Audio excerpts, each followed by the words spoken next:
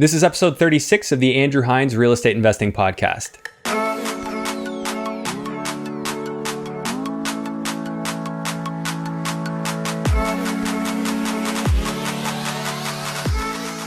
Welcome to episode 36 of the Andrew Hines Real Estate Investing Podcast. Today I have Alfonso Salemi on the podcast, and Alfonso is an expert in rent to own. So we've brought this concept up on the show a couple of times now. Rent to own is when you have a tenant that doesn't have the best credit right now, but it's credit that you can repair.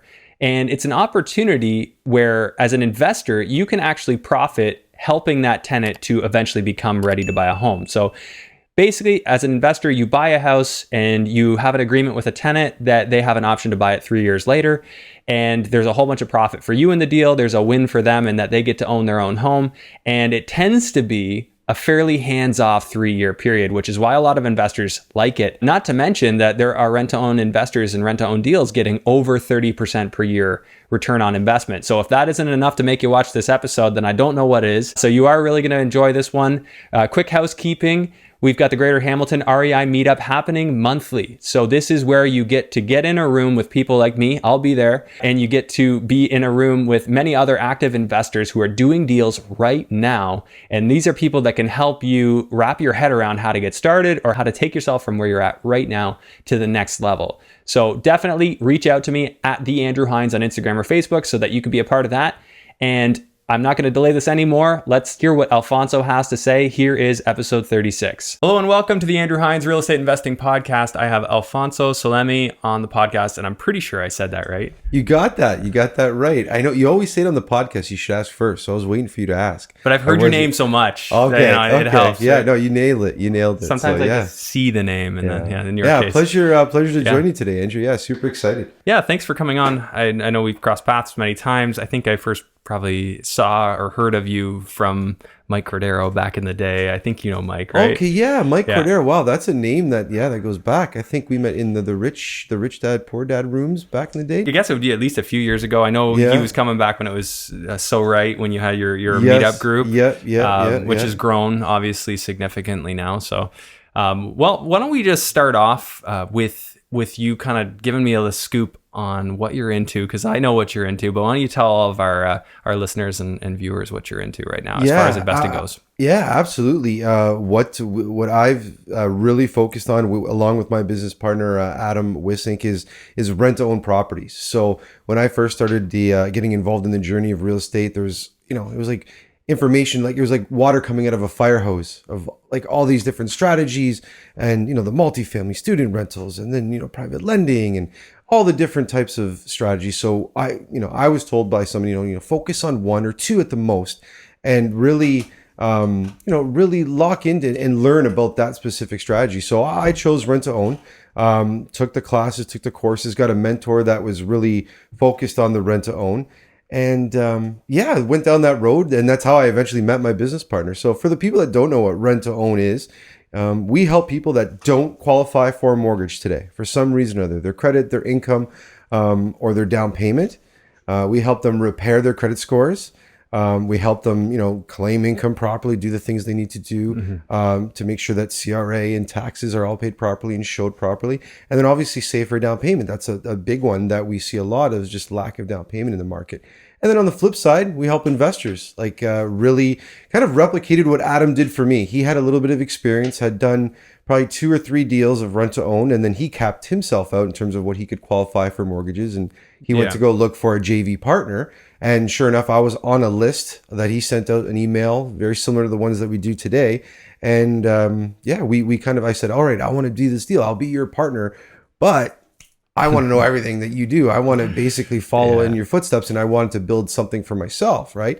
And as we got to know each other throughout the process, like I was on mute on phone calls that Adam was having with realtors or tenant buyers or mortgage brokers, and just listening to what he was saying to them, how he was acting, watching it. I had taken the classes, learned about it, but then actually seeing it in action. And And that's what we do for Now Investors, is really that hands-off investment for them to invest. Yeah. So that's your business then. So Jag Properties, that's your kind of full-time, we'll call it your 9 to 5 as your company. Yeah. No, it's like the 9 to 5, 365, like 25 hours a day. Yeah. Yeah. Okay. So there's always work to be done, always deals to be had. There's always something going on. Yeah.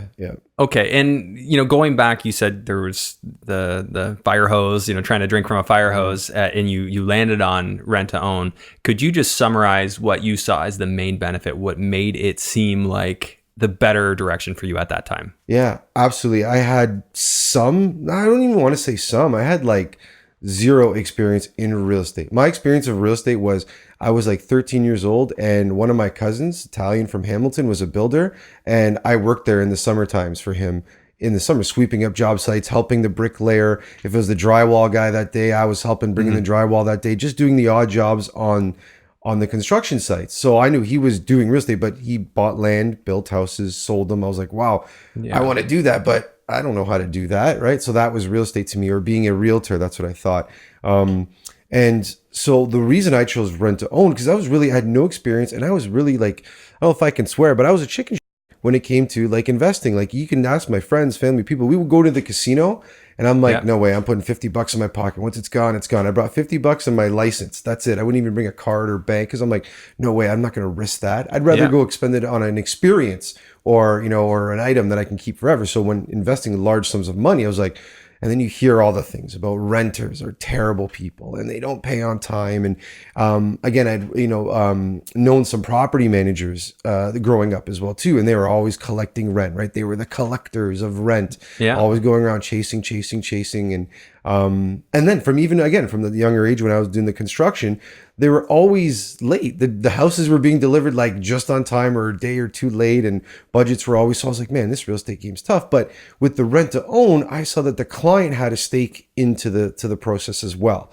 That if they followed the program and they took care of the house that they were eventually going to own, there's less risk from an owner standpoint. Like, from my mindset was the investor, right? So from the investor standpoint, there's less risk if you have somebody on your team that they're looking to succeed and build equity and stay in their home as well. So that's what spoke to me. Nice. Yeah. And I really like that. When I first started looking at investing, rent to own was one of the first things I looked at. And the thing I loved about it, I actually read Rent to Own Investing for Canadians. I think Mark Loeffler's book. Yeah. I've read parts of that book for sure. Yeah. I'm like, this is pure gold.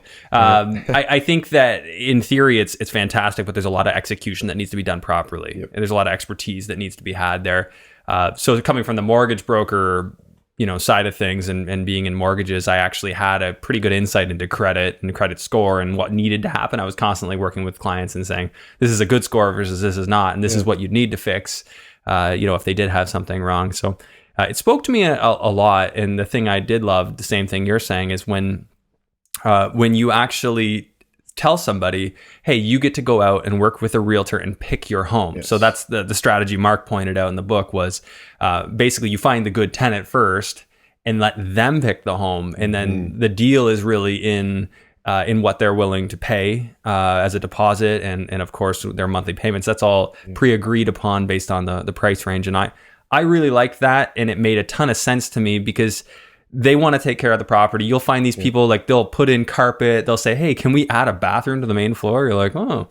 It's okay. Incredible to see what some of our, like, now that just the amount that we've done now, and just to see like the majority of our tenant buyers, the improvements that, that they've done to the house. Like, we also have rental properties that we own, like, personally in our own portfolios and stuff like that. But like, we hear more from those like few, like those dozen or so rental properties than we do from over 70, 80 of the rent to own clients that are currently in progress. We get pictures of, hey, I just did the landscaping out front. Hey, I just painted the windows. Hey, check this out. And we're like, this is phenomenal, right? It's they have a vested interest into the project. Yeah, absolutely. And one of the things that I've seen happen a lot from the tenants, and I know several investors that have bought these, is the tenants get the key and you don't keep a copy of the key. Now you might not do it that way. It's good, but I mean, you're only a $70 locksmith away from that's right. opening a door if you really needed to. But what it means in the tenant's mind, to know that, hey, the owner doesn't even have a key to this place. It truly is mine to take care of. Furnace filters are my thing, maintenance, toilets, things like that. Giving They're them all that mine. responsibility, give them that power, right? It's not treating them like, like most, banks, lenders, or, I don't want to get into like politics, but like the government treat people like as kind of like sheeple, right? Yeah. They've just follow along, do what you're supposed to do. And it's crazy that it's funny that we're talking about tenant buyers, but even from some investors, the experiences that I've come across is when we're talking about how we're repairing the client's credit score, the investors kind of perk up their ears and say, "Oh, how does that credit score work?" Like they know they have good jobs, they know they have money, and they know they can put down payments down, right? But they don't know the credit score of how it all goes. They just happy. Like I remember the first time I bought my own personal property. We at that time I bought the property for $300,000. Put, I think it was 10% down, and then got the mortgage on the rest. And I just filled out the paperwork, provided all my job information, all the like the tax returns, and they gave me a mortgage. And I was like, I don't even know how I got that. And the mortgage broker was very happy, smiling ear to ear, right? Because he's like, "Oh yeah, you're at like 720. That's phenomenal." And I was like, out of what? Right? So that's the cool part, is that education piece that's showing the clients not only the responsibility of their home, the actual physical property, but the responsibility of their finances, right? That they are in control of it. Yeah, and I do think that that's important, and I think that one of the things that when I read the book that I was referencing before, that I felt was missing in hindsight, like looking back many years down the road, is the actual ability of the tenant to get that. It's kind of like rehab. Like, people need drug rehab. There are people who need credit rehab, and you also need to be able to recognize a lost cause too, right? Absolutely. And I don't mean that in a sense that they could never turn their lives around, but so I'll give the simple reference that I gave before. In a previous episode, is there's the chronic or an acute problem. So a chronic problem is not going away. A chronic problem is like cancer. So they have a cancerous financial situation. Key signs, in my experience, coming from a finance background, is when people always blame circumstance. Oh, we just had a run of bad luck, this, that, and the other thing. Life happened to me. Life keeps happening to me. The second, if you're thinking about signing somebody up for rent to own, Alfonso, you could probably agree here, run from those. Yes. But the people who say, "Oh, a family member died, and while we were footing the bill, or they couldn't work for a year and everything went to hell," they're an example of somebody that potentially you could work. Yeah, you might see massive delinquencies on their credit bureau, but they could be fixed. Yes. Like if you fix those, you'd hope, if you look at the history way back, they were actually paying their bills on time, and then all of a sudden there was one moment in time where everything... Right. It's that proverbial blip. The blip. The blip that happens or something. And you need to have that history, and that's the benefit of, working with an amazing credit team and mortgage broker, that they're able to pull those finances. And now that we've actually even, like, the cool part is just because the amount of volume is that we brought on staff as well too. So now we're able to even have more of a personal touch. Up until you work with people then? Absolutely, like ongoing, all the way through the program. Yeah, absolutely. Like for the longest time, it's been through like a mortgage broker and his team. But now we've actually brought on somebody personally that's not only just coaching them on how to get a mortgage, like that's one thing, but even just personal finances and budgeting, and where does your money go every week or every 2 weeks when you get paid? How are you splitting that up? How are you going to get your pay your debts down? It's funny, lately I've been saying to a lot of people, is like, we do a complete credit repair rehab, as you called it, for people, but we disguise it as a rent to own. Because if we were marketing, hey, who wants to come and fix their credit and repair and get on a better financial track, it's going to be tough versus, hey, who wants a house? So you're disguising it. Right. But it's ultimately is that obviously everybody does need a house to live in, or a property to live in, or somewhere to live, whether they're renting or they're owning. But it's to bridge that gap, like you said, that the people that aren't the quote unquote lost causes, that they do want to get on that bridge and put that effort in. Yeah. Right. They're willing to put in the effort, and they're willing to pony up a deposit for, to show that they're serious. And that's absolutely critical. I think that's the most important part, is that they're willing to put their money where their mouths are. Just to break this down real quick for anyone who is having any trouble following along. So just the basic concept of rent to own is, you've got an owner, say Alfonso was an investor, had some money, wanted to put it to work the best he possibly could. So he heard about rent to own, said, okay, I'm going to go find a tenant. you put an ad up maybe saying, hey, rent to own your own home. Somebody emails Alfonso. He screens them, says, hey, you'd be a good fit. We'd like to give you a house. So go find a house. Maybe you do it that way. Maybe you don't. But so you put that tenant in a house, and then what happens is there's a couple of ways to do it, but you could write a purchase and sale agreement for 3 years down the road after the tenant should have fixed their credit. Mm-hmm. And it's for a higher price than you pay today. So say you buy the house for $150, you agree to sell it maybe to the tenant for $180 or $190 or even $200. On top of that, the tenant agrees that they're going to pay a certain amount of rent, but that rent is just about as good as gold because they've put down a non-refundable deposit. That's right. And part of that rent every month is a down payment savings towards that final down payment that they need, right? Yes. Yeah. And do you structure it that portion of their rent, it only counts towards their deposit if it's paid on time? Yes, within reason, right? Within reason. Like if they call and say, hey, it's going to be a late, or if like I always like to be proactive with our clients, right? Like we know we've had a few that, there's been some times where, it was a delay. It was one time, it was like, again, we get back to the chronic that they kept on paying. Like it was always like 6 days late, 6 days late, 6 days late. And I was like, why? Like, can you just let us know ahead of time or what's going on? And then finally, like it was a first time investor that we were working with. And it was like, I saw myself in them, right? When they got, like, they were really nervous. Why they keep paying late? This is their first investment property. So we actually, like, this is really funny. We actually had like a council meeting. It was myself, like the operator of the rent to own. We were at the tenant buyer's house with the investor, like sitting in their living room in the tenant buyer's home. And we're like, we want to understand, we want to try to help you. What's going on? And finally he came out, he goes, well, they changed the payment or my job payment company who they were using.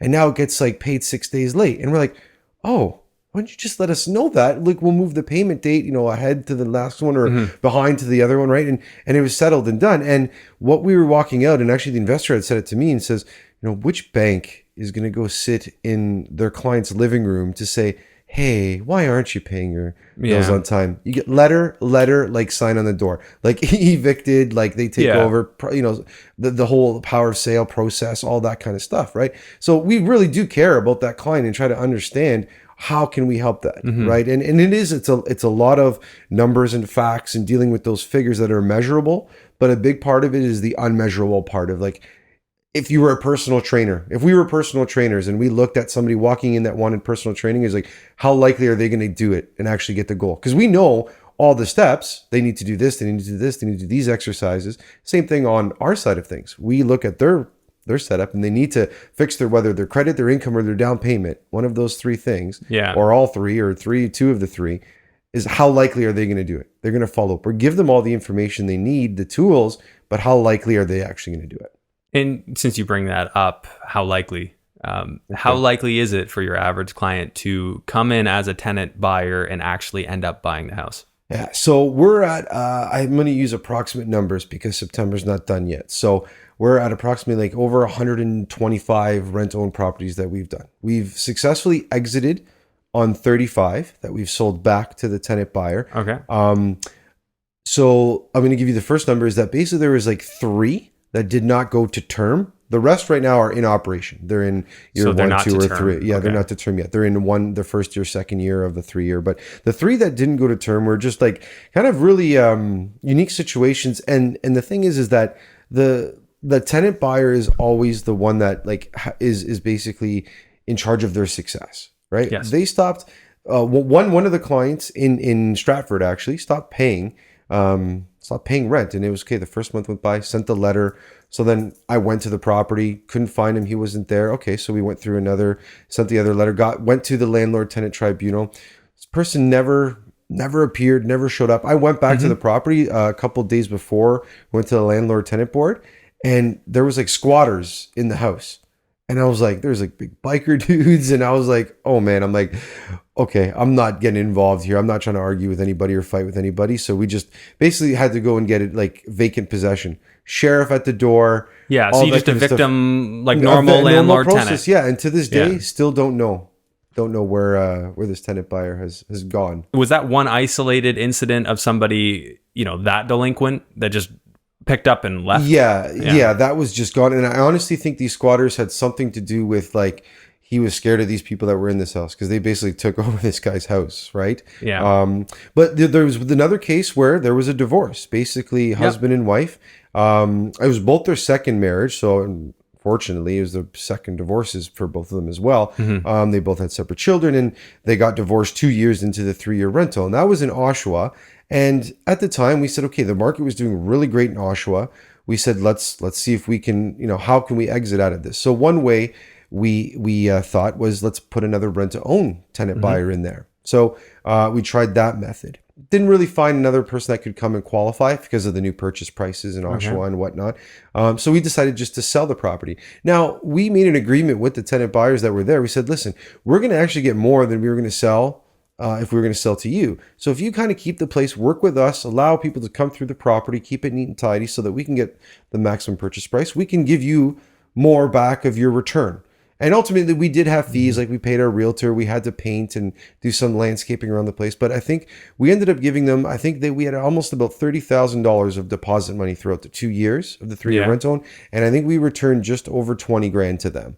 To like basically 2/3 of what they had given to us, because they had worked with us. They allowed people to come through, view the property, and we were actually making more on the upside than we were going to sell to them. So, you know what, like, I'm not in the business of, screwing people. So, we left a good taste in their mouth, because maybe not that day, but another time that they would be qualified. Right? Yeah. So I'm guessing that was not in your contracts. You just did that to be nice. That's right. Contractually, we weren't obligated. Yeah. Now, just getting into some of the contracts, because having been in this space and knowing the kind of feedback I've got on the rent-to-own concept, one of the concerns that I had about it was potential conflicts, because you have a lease and then you have an option to purchase. I know in the early days there were some people who combined those things, and then when you go to the landlord-tenant board, basically they'd say, well, this isn't under our jurisdiction because this is to do with ownership. So there was a day where people started more commonly having two separate agreements. There's a lease and then there's a separate option to purchase. Is that how you structure your deals? That's precisely how we do it. And now the only time that there are issues or conflicts when it comes in it is that if there is a lack of payment. If they're not paying on time, they have a lease to pay on time. Whether it's a rent-to-own or not a rent-to-own, they have to pay on time. If you have a lease that's signed, whether we return money or, a lot of people call, the cash or keys for cash or cash for keys, that kind of stuff, that if it's going to be an issue, and we haven't done and again, we've gotten better as we've screened more and more people and seen more and more things and developed more patterns, and identifying within our own business. But if they're that delinquent, then you know what? Like, honestly, every penny that you gave us here, just take it back. Let's move on. It's our property. We have an asset that we can use for a rental or another rent to own, right? I guess the challenge is if they're giving you one hell of a ride as you go, and then you're kind of looking at that, keeping their deposit as compensation for having to deal with that. Yes. Yeah. Absolutely. Yeah. I guess you can do that too, right? Yeah. Listen, for every action, there's a reaction. So I like to always give people the benefit of the doubt. Sure. And then at that point there, if you're not willing to work with me, then hey, now we're having a different conversation. Yeah. No, I definitely agree with that. And I'm a big fan of, you should never really need to involve lawyers. It should almost be like a 0.1% of the time, because with most people you can talk something out and work out a deal, and it's better to pay them a little bit or work with them or concede a little bit than it is to go through the court proceedings or to go through landlord tenant board or anything like that. And we're talking the rent owns, we're talking the worst case scenarios, right? And for the most part, up until recently, before we've hired on a couple more people at JAG, I was out driving to these houses, doing the physical inspections and follow-ups a few times a year at each property. And I was I felt rude because I had to leave, because I had a trail that I was following. I had to hit up so many properties in a day in certain areas. And they're like, here, stay, have a coffee, sit down, relax, right? Again, I told you, we also have normal rental properties. Try doing that at one of your tenants, just a normal tenant's place right? Hey, come in no, not a chance, right? So that's what I'm saying. The rent own, it's like that elevated client. Yes, they are renters, right? For all intents of contractual purposes, but I like to think of them as homeowners in training. Yes. Right? That they are way of thinking it. Yeah, they are training to do that, right? And it's so important that they feel that they're that. They need to feel like they're the owners, right? They don't think of themselves as tenants, as much as that's tough. Because I mean, for legal purposes, they need to be. Yeah. But obviously you want to see them win. I think one of the things that initially concerned me about the model is just I did see quite a few people failing to buy, and it was sad. But I think a lot of that is just not picking the right tenants in the first place, which it sounds like you guys have got a great system.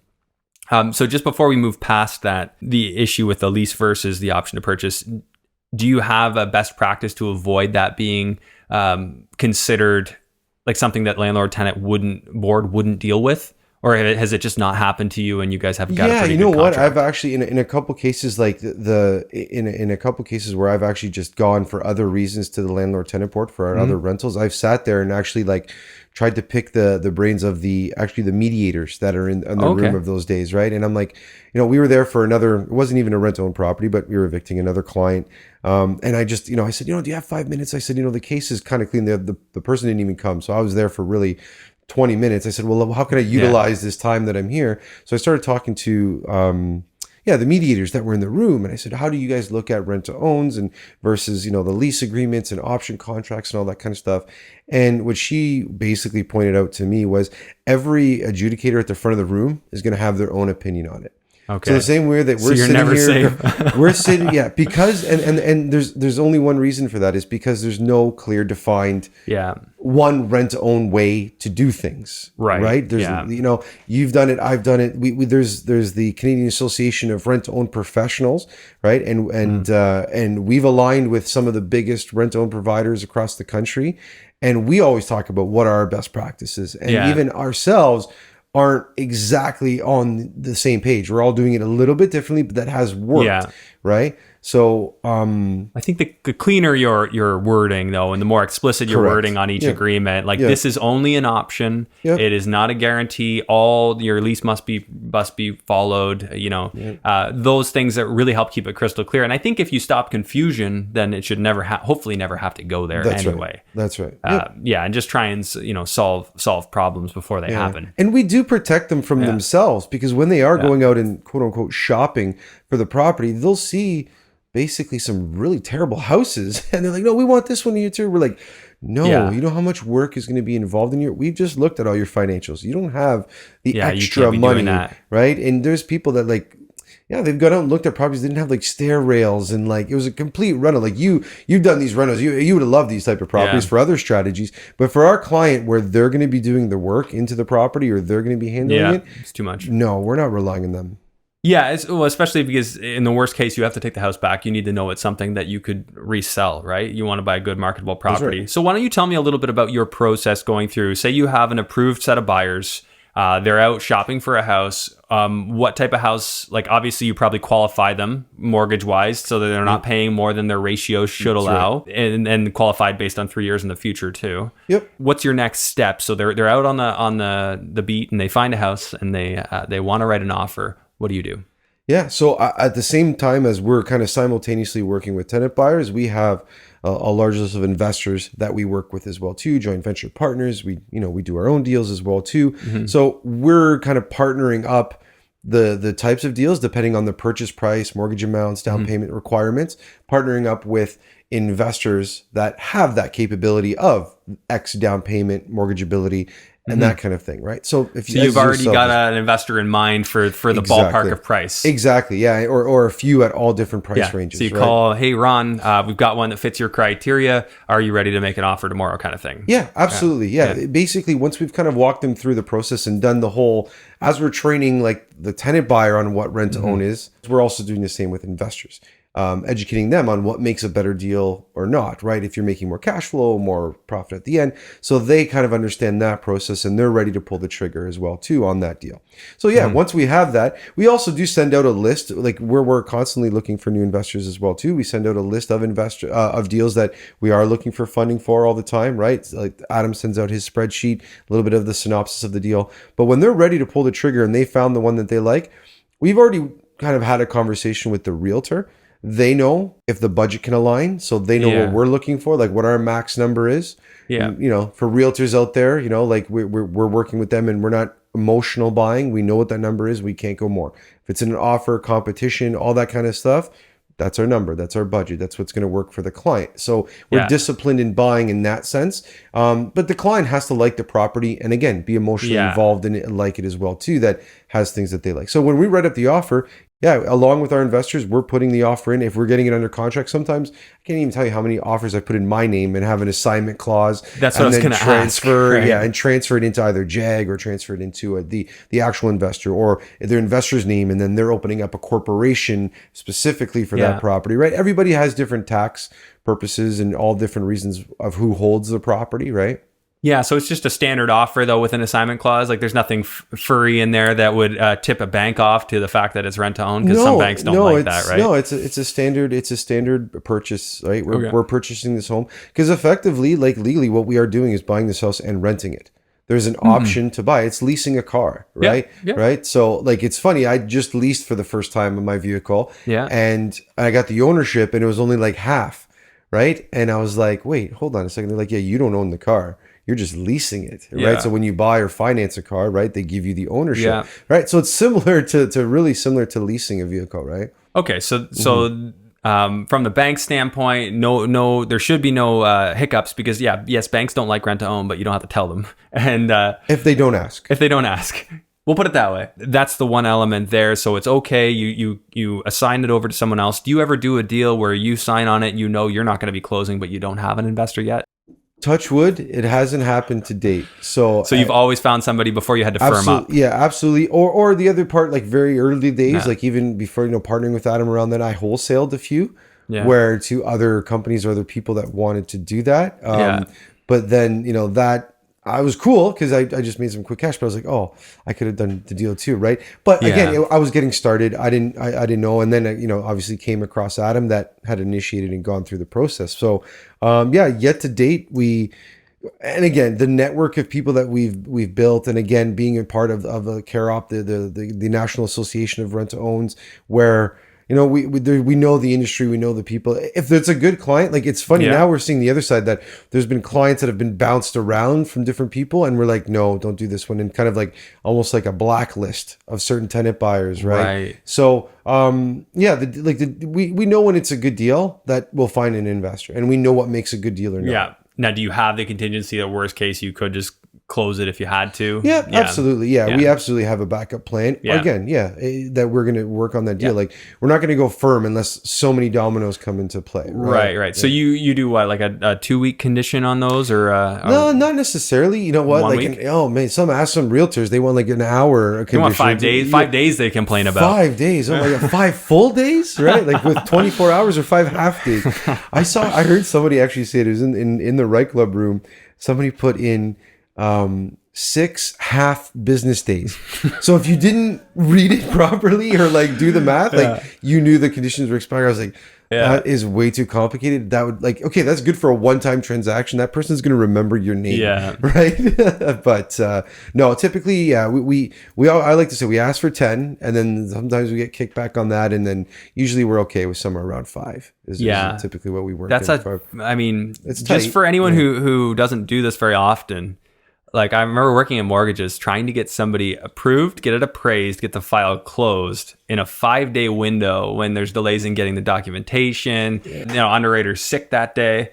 I mean, my God, like it is almost it's possible. Panic. It's hair on fire, right? It's possible, but you're constantly putting out fires. It's like a life of putting out fires. That's why I didn't do well with the mortgage brokering thing. Oh man, I've been so lucky that I'm not a mortgage broker, but I work really closely with Emil Jelnik, and I've kind of seen like behind the scenes kind of a little bit of how he qualifies and just learn about the whole process while he's working with us and now training our team to kind of do that. And I'm like, wow, like I could never be a mortgage broker. There's just checklist, this, that, it's like another way. And even just the different systems. And even, just like, think about us. If we're two people that our number one job is just to give out money. You have $1 million, I have $1 million. Mm-hmm. All we have to do is give it out and to people to invest. Yeah. We would have different criteria. We would list through it. You'd say, no, that's important to me. And I would say, no, that's not that important to me. Or that's important to me. And you'd say, no, that doesn't matter to me. Right. Yeah. And just think about all these different banks or lenders and then subcategories in the banks. Yeah. That's the way they view it. Right.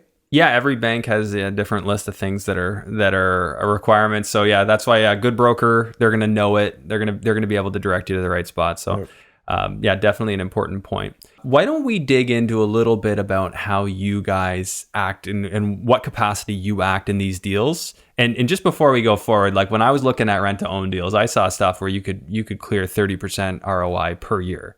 Yeah. I don't know if that's where you're at or if you guys are blowing it out of the park. You'll have to tell me. But so just for context, so people know we're going to get to that. Okay. Anyway, so Yes. tell us the capacity that you're operating in. Yeah. So, okay. Essentially what JAG does, I guess, is what you're coming. So what do you do? What's your basically, relationship in the whole thing? absolutely. Yeah. Yeah. Essentially, I look at us as kind of, like I said, we're like that credit repair management service for that tenant buyer, disguised in the rent to own, but also an investment vehicle for passive investors that want to invest in real estate, that want a better return on their money. And we're facilitating that. We are constantly sourcing tenant buyers, working on finding more clients, more properties, more deals, working in market centers, educating. That's a big part of what I do. That's why I love.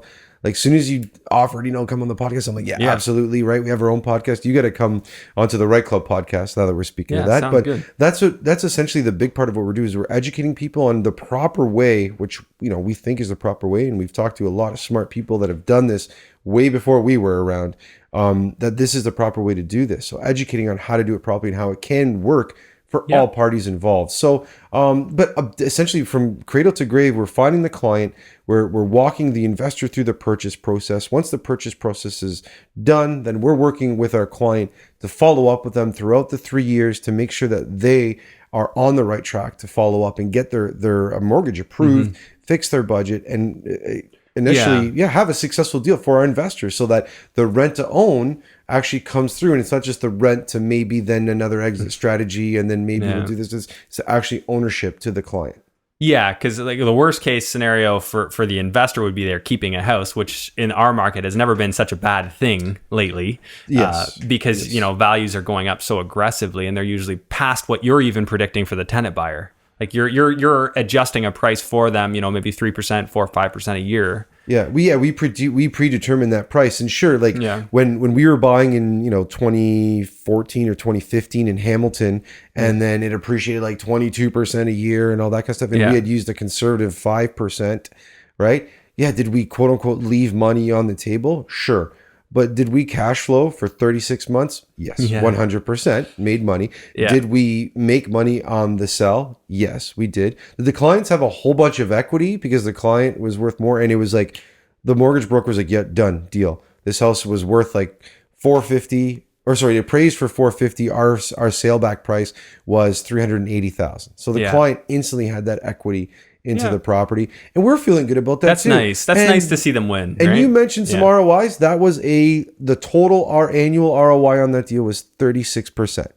So I left money on the table at 36% ROI. Now we do a split with our investors, and So you're splitting 36% in two ways. Yes. So 18% aside. 18%. You got that right. And you can calculate some fees in there, just not like additional fees, but like your banking and all that kind of stuff. But in a lot of our spreadsheets, we incorporate disposition and all that kind of stuff as well too. So it's a true 18%. My business partner is an engineer, so he loves when I'm very clear on that stuff, that it's a true 18%, right? Yeah, so after fees. Exactly. Yeah, and 18%, like if you think about it, this is a pretty passive investment, right? Correct. So for the average person to be able to get a hands off, where Alfonso's going to take the call, and you don't need to do anything other than make sure there's money in your account and pay the mortgage payment and pay the taxes. Absolutely. And actually we facilitate all that as well too.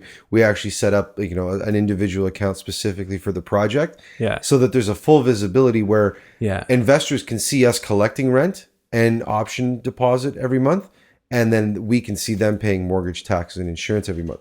Because I heard a horror story one time where they were working with a joint venture partner, and the money that they were collecting from the rent, they weren't putting towards the mortgage. It was just sitting there, and then eventually got into basic default. And it was a whole mess. So that's why I like the full visibility. That's what I wanted when I'm like, Adam, let me make sure that you're collecting the rent, and you're going to make sure that I'm paying the mortgage, right? Yeah. This is okay. So you just touched on something that I want to dig into, because in my head, logistically, as I grow, I have property per property. I've done an account. And then I've started to hate myself that I did that because I recently, well, in 2018, I switched everything over to QuickBooks. Okay. Yeah. And so I keep track, and I don't really need separate accounts anymore. I just need one account for business, and everything could go in there and I could keep track of it. Yeah. So now I find myself paying a credit card from 5 different accounts to like properly distribute the cash so every account has the appropriate amount of cash. How are you managing? Like you said, you have over 100 deals on the go right now. Yeah. Yeah. We're currently managing, I think it's like 80 something rent to owns plus our rentals, our cottages. Yeah. Okay. So how the heck are you? So 80 accounts then? Oh, over 80 accounts. Over. Do you have personal, like credit cards and all the kind like my TD app is. Yeah, you should. We should have done the podcast at the TD Bank. Walking in there when I go up and I'm like, "Can I get a withdrawal?" And they look at you like which of the 80 accounts that you have? Yeah. All personal accounts? Yes, yeah. No. Some are business. Again, depending on, and that's the brilliance. Listen, that's not. I'm going to be honest with you. That's not my strongest suit. My business partner Adam is just he's an engineer and he's just very precise. So when we know when the taxes go up in one city that there's going to be a price adjustment and there's going to be needed to pay a little bit extra more. It's all accounted for. And because we're working with a lot of joint venture partners, right, it's just so much easier to keep track in terms of each individual project. Yeah, is it a little bit of an accounting? I'm making it out a lot easier than it is because I don't do it. Yeah, it's super easy. I don't do it. Yeah, no, my business partner, I give him credit for that, but I have a good understanding of it because we can clearly, if there is a discrepancy, a missed payment, something that doesn't happen, a payment that isn't taken or taken late or taken early, whatever the case is, you can drill down. And obviously, we add it every month, but bank account 123 is associated with this property, 456 is this property, and I have a clear, like I have like a Dropbox folder file that there's a way to be organized. I have a drawer full of checkbooks for every account, and I have I don't know, 10 12, I don't know, for like the companies and personal and stuff. I can only imagine 80. No, I get a stomach ache when I look at them too much. But it's worked. It's worked until we find a better way. Honestly, we're tinkering with it, but so far this is the best that we've been able to find. I feel like there's more advanced industry specific softwares that are kind of needed once you want to get more organized than that because it's so specific, right? As far as the bank accounts go, when you have different investors involved, you can't really be contaminating that money back and forth between, other investors' accounts, right? That's right. And isn't that's like the coolest thing about real estate too, is that you're a real estate investor, I'm a real estate investor, but that's where it's so similar but so different at the same time. Like if you were a dentist or I was a dentist, our logo would probably have a tooth or a toothbrush on it, right? We'd have certain things that so many molars, teeth, you clean, you only do a certain amount of things, how you bill it, how you service it, how you deal with insurance companies, how you collect payment from, and maybe 10% of our business is a little bit different versus if we looked at our business, how much would be different, but we're both real estate investors, right? Good time for us to maybe transition into a little bit more about you on the personal investing side, because I like to get to know every investor that I bring on the show. When did you start? Where did you start? It sounds like you started in rent to own. What type of investments are you in right now? And what are your goals on the personal side? Absolutely. I read the Rich Dad Poor Dad book in 2009. Shortly after that, took some classes in 2010 and 11. And basically started oh my God, what I need to do something. I was still working full time doing sales. And then, that's when I took the courses, got a mentor, learned about all the different strategies, learned, the cash flow quadrant and that kind of thing. And again, that my first investment was into rent to own, still hold a few in my personal name as well too, as I have some capability to qualify. One exits out, I kind of recycle that mortgageability and put that into either another rent to own. What we've done as well too is along again with my same business partner in Port Stanley, just outside of London, Ontario, we have a few beach cottages so that we rent out Airbnb in the summertime, weeks during the summer. And then in May and June, we do weekends and weekday rentals and that kind of stuff. And then in the off season, we've gotten really lucky of have off season renters where, really? So where I know in Port Stanley in the winter, I don't know, but it's getting more and more populated in that area. So there's a lot more work and jobs and that kind of stuff. But it was people that were like building houses that needed a place for like 5-6 months as the builder was finishing, or a winter project that they're building something in the area, short term, that kind of stuff. And we were very clear that it was short terms, right? And we would even sign like, I don't know if it, like, the whole legality of it, but with the 3 months, the anticipation is they were going to be gone 3 months. We were out 3 months, that kind of stuff, right? So sign that future dated N11. yeah, I've heard of that before. Definitely. But the other, we have a few like duplexes and triplexes. I live actually in my current triplex, where it's house hacking, where Smart. I'm in the bottom unit and I rent out the upper two. I actually just promised a friend that he can live in my unit now, so I'm on the market looking for a duplex. So looking to buy one, huh? Yeah, absolutely. Convert it yourself, or I probably won't. I'll probably talk to really smart guys like you and some other people that we've come across, and some people that you've had on the podcast as well too, on how to do it. I'd probably live there during the construction and all that kind of stuff. But yeah, I'm not the expert in that, so I would go and look for somebody to help me through. And the same way that I don't propose anybody to go and try to do like a rent own on their own. Hey, I'd love to help you, and that's the best way to learn, right? Yeah, if I could reinforce that, I would really, really say, just out of fairness to the tenants that you put in, work with a professional. Yes. Yeah. Otherwise, you're not doing them a service. You could be making lots of money, but hurting them, and that's not a good way to do business. Yes, that's right. So that's right. On your personal side, though, okay, so you said you've got a handful. What are you at right now in terms of number of properties in your investment portfolio, including rent owns? Yeah, including rent owns. So I kind of like have like segmented buckets for them, right? So the rent owns, like I said, we're approximately over 125 total deals if you count the ones that. So you've got a piece of those through the company and your partnership. Exactly. Yep. So again, my triplex, right? The 5 beach cottages in Port Stanley. Very nice. And probably about so the triplex, and then probably about another 8 to 10 doors that are rentals. In like which areas? London, St. Thomas. You're in London? I didn't know that. Yeah. So again, a lot of I do is with my business partner, right? Okay. So he's in the London area. Again, looking to acquire another 2 doors in Hamilton, one being mine and another rental property. But like the GTA, this area, we've been really fortunate. Population growth and people want to be in this area. And people, it's a good rental market as prices get higher and it's tougher to qualify. So so that's how I kind of segment them out into the buckets, because I don't have like a full total number. It doesn't really matter to me the number, but you're killing it one way or another. That's some good progress. You've been in the biz about 10 years and you've done a heck of a lot. Yeah, and that's the cool part, is like just meeting amazing people like yourself and other people that you've had on the podcast, interviews, and through the right club, and meeting all these different people. Is that, again, like I said, there's so many similarities as real estate investors, but there's so many differences, and I love seeing what works for people or didn't work for people. Your marketing, our marketing, that kind of thing, of how to basically capture it and be the top in the game of what you want to do, right? And work with really cool people that are the top in their game, right? And that are doing it and enjoying it and getting, that satisfaction, living that dream life, which sometimes it's like, is this a dream or a nightmare some days? But in the end, I think it does balance itself out. And if I didn't like what I was doing or didn't love what I was doing, I'd find another way to enjoy life. Right? Yeah. So you're enjoying this process, your day to day. You might have some calls, but you probably have a lot of freedom in your life too. Yeah, well, yeah, exactly. That's the cool part, is that I get to come and book a podcast with midday with yourself. Yeah, midday on today's Tuesday, right? I don't keep track of weekends and weekdays or whatever. I'm like, what's going on this week and what's going on next week, but one of the key requirements to be on this show is that you got weekdays in the afternoon have to work for you. This is work. This is fun. If this is work, let's Oh, I like it. The work comes after when I have to post it. But anyways, no, it's definitely it's great to have that flexibility. I feel the same way. You must have been incredibly compelled to buy 5 properties all in Port Stanley. Do you mind sharing with me what the numbers look like on one of those?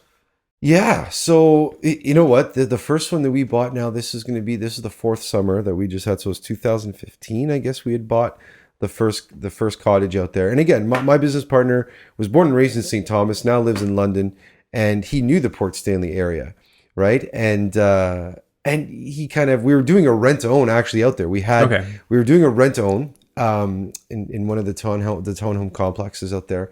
and there was this cottage for sale. And he goes, yeah, let's go look at it. We were with our realtor. We said, hey, let's go view let's book a showing. Let's go. And he was kind of running the numbers for me. And I'm going, why would we want to buy a cottage? It's going to be cold here. He goes, yeah, you can get like $1,000 a week, $1,200 a week. I'm like, man, if I got that, I'm going to go to like Jamaica or I'm going to go to Dominican. And he's like, no, but a whole family can come here for like $1,200 a week or whatever. So that first one we bought, I think we bought the final purchase price was $180,000. Oh, nice. In Port Stanley. And they've significantly gone up. The last one that we purchased, I think was just north of 350 actually.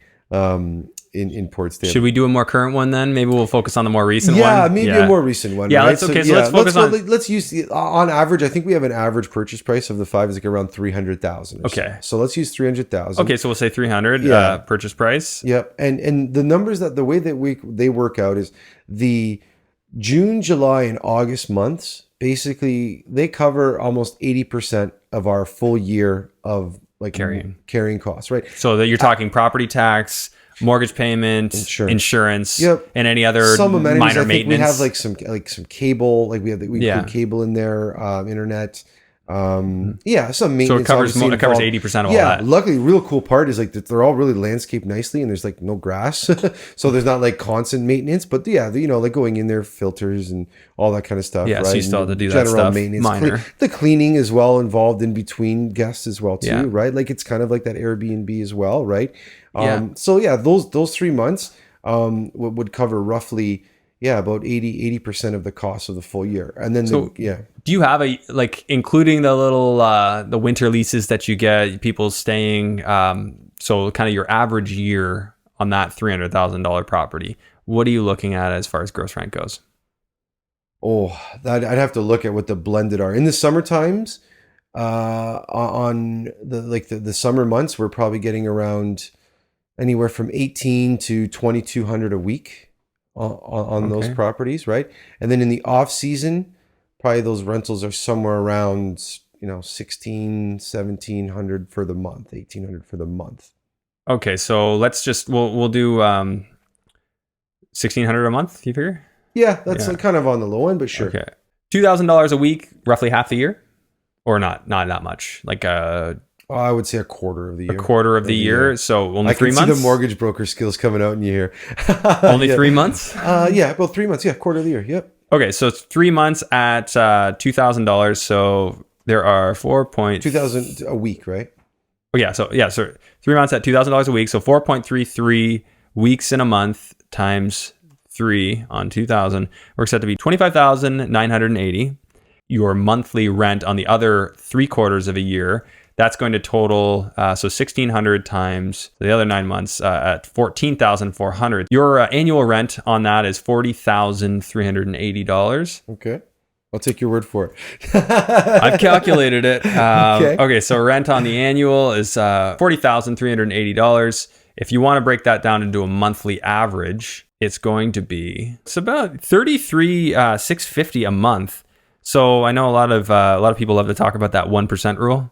Is your monthly rent 1% or higher than your purchase price? And in this case, it is. Yep. Which, if you can get 1% rule, basically the simple translation for that is you have really good cash flow, like really good. Yes. Yeah. And that's the way that we looked at it. It's a business that we're operating it that way, right? That and again, have we rented every single off-season month? No. Did we leave some out there? So there is going to be some flex, but there's a little flex. It has a little bit. Do we take some weeks in the summertime for ourselves? Of course we do, right? Like I still like to think, hey, I'll still contribute, because if we could have got that as well too, right? Like, what was my alternative, right? Like, I've gone to Port Stanley in the height of the summer, and I've stayed at a hotel for 3-4 days because our cottages are rented, right? So to me, I'm like, that's great. Like, they're there and I'm there. It's kind of working itself out, right? And hopefully they're repeat customers and tell their friends about it, right? So that's great. That actually reminds me of London. I have people ask me like, oh, can't we just stay at one of your places? I'm like, do you think I keep my places empty? Yeah, that's right. Yeah. We want to go to London for homecoming. I'm like, if my places were empty, rented at home, I wouldn't be partying. I've gotten a few calls from friends. It's like the long weekend, and it's like the week before. Hey, you have cottage in Port Stanley, right? I'm like, yeah, probably they were booked like in March. It's June 28th, right? Yeah. I'm wondering. My mind is making a decision right now of whether we want to dig deeper into these numbers or if we want to just focus on the rent to own, because your numbers are great, but when we break into some of the extra costs of your supplies and it's going to get a little bit more complex. So I'd rather stay focused. I mean, know that we're at over 1% of your actual purchase price here, so it's going to be good, and I'm sure management specific here, you might even be able to push that further if you were really aggressive with stuff. Absolutely. Yeah. And you know what? And the cool thing is the timing of when we bought that first one to now, and the difference of what even the city or the town of Elgin and Port Stanley have done to improve the area, building piers, new roads, all that kind of stuff. So, you don't want to bank on appreciation, but that's also helped as well too, right? Yeah, I mean, if you sell one day, you're going to certainly love the paycheck that you get out of all of that because of the appreciation, for sure. Yeah. Why don't we take a quick look now, just jumping back over to the rent to own. Yeah, so Alfonso brought a nice little cash flow sheet. I'll put it up on the screen for those who are watching on YouTube. Hey guys, let's just pause the episode for a second and hear from our sponsors. Today's episode is brought to you by the Real Estate Growth Summit, hosted in Toronto, Ontario at the Pearson Convention Centre on November 11th and 12th. I have Dylan here to talk to you about the things that you're going to learn at the Real Estate Growth Summit. Dylan, take it away. Thanks, Andrew. Really excited to be sponsors of your podcast. This event is for listeners like you that want to take your real estate sales or real estate investing business to the next level and to replace your active income with passive income through learning and implementing the systems and processes used by the best in the industry. Be prepared to walk away with some tangible tools and an action plan that I have personally used to become a top performer in the industry in just under 3 years. To get your tickets before prices go up, visit www.realestategrowthsummit.ca. And for being loyal listeners of Andrew's podcast, there's a special discount code just for you. All you have to do is enter Andrew REI as the promo code at checkout to save $50 off admission. The only way you're ever going to reach your massive goals is to take massive action. So go get your tickets today and we'll see you at the event. Okay, let's get back to the episode. Maybe I'll let you run me through these numbers. Yeah, absolutely. Yeah. So the way that we run through these numbers is that top line, and a lot of people have seen our spreadsheets. If you haven't,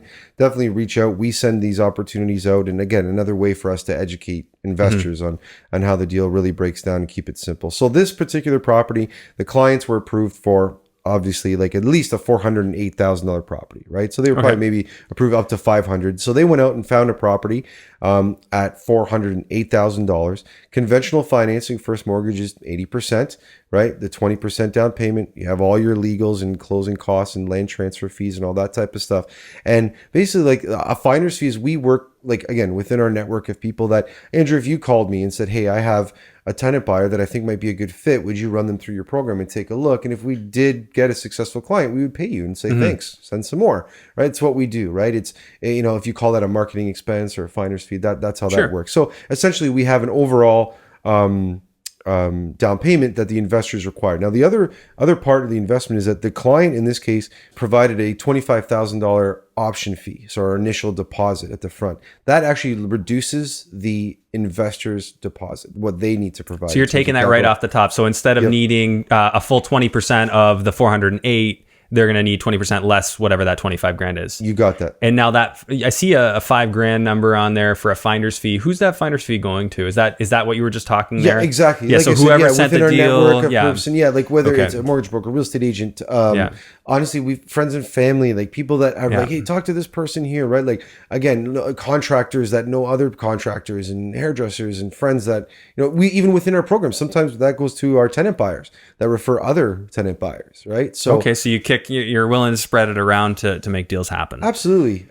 Yeah. So that's and then it's reduced by the option consideration. So that's the overall investment that the investor needs to have, approximately $70,000. To clarify, the option consideration is the money coming from the tenant buyer, to offset your down payment, and that's them putting their money where their mouth is, showing that they're serious. If they're bringing $25,000 to the table, you can bet they're pretty determined to buy. And the more money they're willing to put down up front, pretty much the more willing they are to buy and the more wanting they are to buy. Precisely. So if I were you as the guy, I'm looking for the guy willing to put the most down, and presuming that they can fix their credit. Correct. Well, listen, it's a three-legged stool, right? The credit, their down payment, and their income. Yeah. And if they're not out of balance, it's teetering all the time. So. It's hard to imagine somebody who has a serious chronic problem with spending and credit having $25,000 to their name anyway. So you're probably, unless they're borrowing it from somewhere they shouldn't be. Yeah, or it's just like it reminds me of like those arm wrestlers when they're just their right arm is just gigantic and huge and jacked, but they have like a skinny left arm. It's like it's not going to happen. Not going to happen, doesn't it? It's a telltale sign of somebody you might want to work with. Yeah. Okay, so the bottom line here. So if I'm the investor, you come to me with this deal, and I say, sure, Alfonso, I am willing to put down the 81,000. Oh no, 70,000. I'm willing to put down the 70,000. How much am I going to make? Essentially, the cash flow on this particular property was a total of 840 a month. So that would be split basically 420 to you. So it would go into our joint account. Yep, it would go into the joint account. So basically, that's the bottom the bottom segment there is that we collect the monthly cash flow, or sorry, we collect the monthly rent, $2,700. In this case, the client is putting down 600. Yep, I can see it there. $600 a month. So we're collecting that. Yeah. We're paying our PITI, our principal, interest, tax, insurance every month, and we're left with a profit of $840 a month.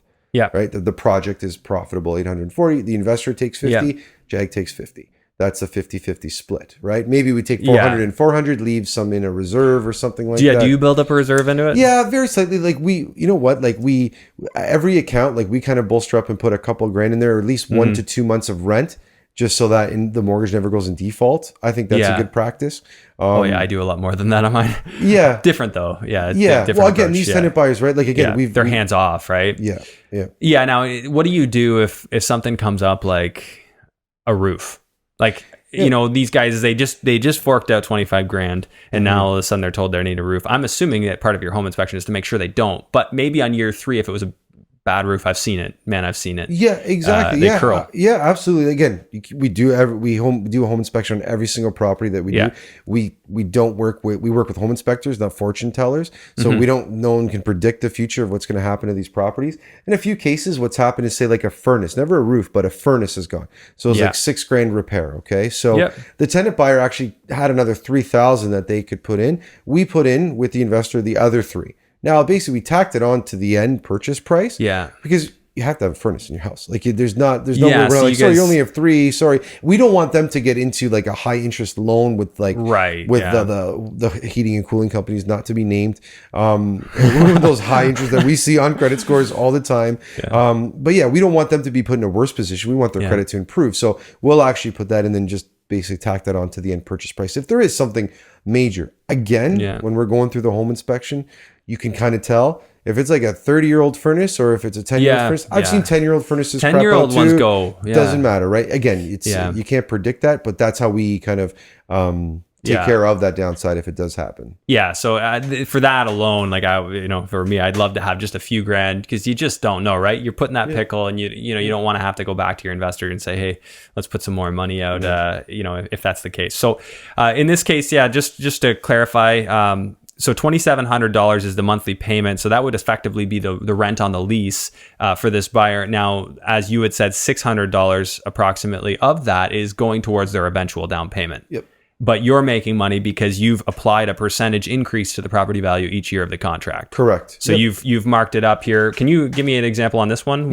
Exactly. Yeah. So this one here, the profit and sale. So we've used a 5% appreciation rate. Okay. So buying the property at 408. Selling back to the tenant buyer at 472.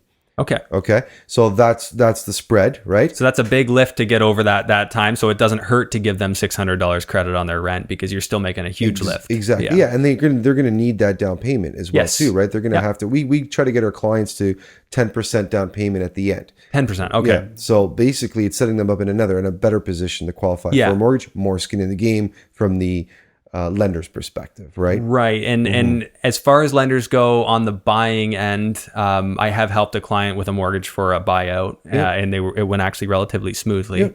Do you find it goes pretty smoothly for you? You know what? Again, with the team that we work with, they know and they see the horizon. They've been working with the client all the way through. They know what they're going to need to do to get that mortgage. They know how to present it, what lenders that are going to understand this deposit, this option deposit or credit on the closing, that kind of stuff. So they've already got their underwriter they're working with. The underwriter's seen it many times, knows what to ask for. It is becoming more common. Like in speaking with banks, I've heard them like, they're like, oh yeah, we have a program. This is what you need. Yes. And yes. Yeah, so, and as the government has introduced their version, I call it their version of rent to own, right? Their equity stake the equity property, stake. Right? That's interesting way of thinking about it. Yeah. So again, we the future sale price is the 472. Now we pay out the first mortgage, the balance of the mortgage, right? Is at that point there, the clients have paid some pay down, right? We started at of 80%, like a 326 mortgage. Now we're down to 307. So that mortgage is paid out. So one thing I'll note here is that this sheet is obviously well constructed. So you've got an amortization table that's calculated what the mortgage will be in 3 years. Correct. Yeah. Yeah. In a good rent own spreadsheet Thank should you, Adam. do that. That's all Adam. Yeah. It should. This is the way it should be. He legitimately had he had shown me this. And then the first deal that we did, we were working through the spreadsheet. I'm like, no, it doesn't make sense, these numbers. We went through it number by number because I had moved or changed things in Excel. Yeah. So then he made a spreadsheet for me that I can't break. Locked cells. Yes. I haven't figured out how to do that. I've made some cool spreadsheets. Never figured out how to lock cells. I just highlited the ones. I'm like, change the ones in blue. Well, you can see the blue. Yeah. Blue are the ones you change. Don't touch anything else. That's right. That's right. So so we pay out. We've gotten the mortgage from 326 down to 307. So approximately $20,000. Again, we do the inspections. We go out there, so we charge just a small fee for the inspection fee of going out there, gas, that kind of stuff. So you have a few fees that, just for facilitating. If I could sum this up then, and I will put it up. So for anyone who wants to see this, I will find a way to make it available if that's okay with you. You can. Yeah. Okay. I'm going to make this available through the show notes. There'll be a link to something. Just, it'll be clear. Just look at the show notes. To sum it up, basically, there's a few different ways you're winning. I like to say that in this case, so you're winning at the end because you're going to sell it for a heck of a lot more than you bought it for. Yep. And you know that person wants to buy it. That's what makes rent to own so awesome, is because the end buyer, like they want it, and that's pretty rare. So when they want it so bad, they take care of it like it's actually their home. You're getting a significant cash flow here. You said it was approximately $800. Yep. Hard to find anything around here in Burlington that cash flows $800 as a single family home. So you're winning on cash flow. You're winning on the end sale value. And you're winning on mortgage pay down. Yeah. So you're paying down your mortgage. Yeah. And again, you're helping a family. And you're helping a family. A family that's basically that. Again, that's going to own their own home. We're helping an investor that's getting a better return than on, a mutual fund or an RSP. Yeah. Right. Whatever that money represents in terms of that return is what that does, whether it's time with family, vacation, education, whatever that aspect is. Right. And that's, you kind of summed it up really well. I like that. Win in a few ways. Yeah. I've heard that from someone else. Yeah, but I mean, I don't claim to have made that up. But I mean, the ways that you win in a deal are it's good. Your profit centers. What are your profit centers? What are the ways that you're profiting? And we always say that we want to win, right? Yeah. Win for our client, win for our investor, and then that equals a win for us. Yeah, absolutely. That's the thing. Like I'm like that very much in any deal I do. Like if I'm selling an investment property to an investor, I care very deeply that they're happy at the end of the day. Like I can't control someone's happiness, but I care deeply about knowing I sold them the best product I could. Yeah, it's the effort and the intent that you put in to the spirit of that agreement and contract, right? You're not going in there to kind of pull the wool over somebody's eyes or trick somebody. You can only do that once or twice, and then at that point, then you're done. I don't want to deal with people like that, quite honestly. If people like that are around me, I just I disassociate, because I want people who do good business. Those are the people I want to deal with, and that goes for all my contractors, lenders, anyone I'm working with, because you know what, you become the average of the people you hang around, and I have no interest of going that way. And you know what? And we talk about that freedom of time, doing the podcast during the day, but that's also the freedom of people that we get to choose to spend our time with as well. Yeah, so that's why, I mean, I've been saying this a little bit, and I don't know how it would work, but I'd like to get of the guys that are around here, kind of like a weekly lunch of guys that are just kicking butt, and kind of, hey, what are you working on this week, and kind of a high level, kind of little nudge, kind of coaching each other. I like that. That's a cool idea. Yeah, I just feel like the one meetup a month, well, even if I go to all of them, they all kind of happen at the same time. I'd like something more consistent in between. That's right. Yeah. It doesn't have to be a huge thing. It's more of just like conversations with people who are and in as this you, industry. as you kind of that, that self-awareness of what motivates you and what inspires you, that you learn that from other people as well too, and you kind of grow, right? Yeah. Yeah, it's just been a great chat, Alfonso. I know we're kind of running on here, so we should probably wrap it up. But if people would like to get a hold of you, what's the best way for them to do it? Yeah, definitely. First and foremost, visit the website, jagproperties.com. That's JAAG properties.com. That's our website. You can email me at Alfonso, ALFONSO @jagproperties.com. And that's the two best ways to get a hold of me. Okay, so I'll make sure that stuff is available in the show notes as well. Of course, you've got the Right Club meetup as of when we're shooting this. That's happening it's tomorrow night. Yeah, tomorrow night. This won't be out in time for that, but there will be an event in October, November, I assume. Absolutely. And quick shout out to something I'd like to offer all your listeners. And sure. I've been, in preparation of coming onto the podcast, I've listened to a whole bunch of your podcasts as well too. Okay. You do such a fantastic job. And thank you. I want to offer any of your listeners that haven't been out to a Right Club event, get at me at those contacts that I gave you. And if you've never been to a Right Club event, I would love to offer you a free entry to your first event. Sounds good. Okay. Well, I appreciate you doing that. Just wanted to ask you a couple closing questions about yourself. Sure. Love to find out what people do when they're not talking real estate. Okay. What do you do? This morning I went for a almost 20K bike ride. So I've gotten real into biking this summer. I play tennis. Love tennis. Really? And Okay, I picked it up about 3 years ago, and I've been going hard on it since, and it's been a good fitness thing for me. I wouldn't mind playing a game with you. I play squash. Okay. Very competitively, in a house rec league. But, wow. Okay. I really enjoy squash. I'm trying to pick up squash. Squash is a great game. It's so much fun. It's I think a little faster than tennis. More forgiving though. Reaction time. Yes. Yeah. Exactly. If you miss the ball, you don't have to run like a half a kilometer to go. That's true, but go get the ball. Have you ever done one of those trackings like on your Fitbit or something like that, and you see like all the zigzags? No. I played squash with a gentleman, and he had something like that, all the zigzags that he does. So squash and racquetball, those three. Tennis I play mostly, but the other two I've definitely dabbled in and played. So I really like that. Really love spending time with my folks and my grandmother and my sister. That's a big part of my life, my family. And I got some really good buddies that, we sit around a couple, I wouldn't call it the round table of the masterminds like as you described it. Yeah. But you know what? We are all kind of successful in our own ways. And we kind of get together, play some cards and kind of talk crap to each other a little bit. And and that's a fun thing that I like to do as well. Well, as we go into hibernation, I like to throw together a poker game every once in a while. So maybe we'll have to get something like that happening. Yeah, absolutely. Yeah. Okay. Well, I really appreciate you coming on, Alfonso. Thanks for having me. And we'll see you tomorrow night anyway. Thanks again. We'll see you on the next one. Appreciate it. Thank you. Hey guys, thanks so much for listening to today's episode. Just a quick reminder to please rate and review this podcast if you have not already done so. If you're watching on YouTube, please take a moment and click that subscribe button, give it a like, leave me a comment. It just helps more people to find the podcast, helps it grow.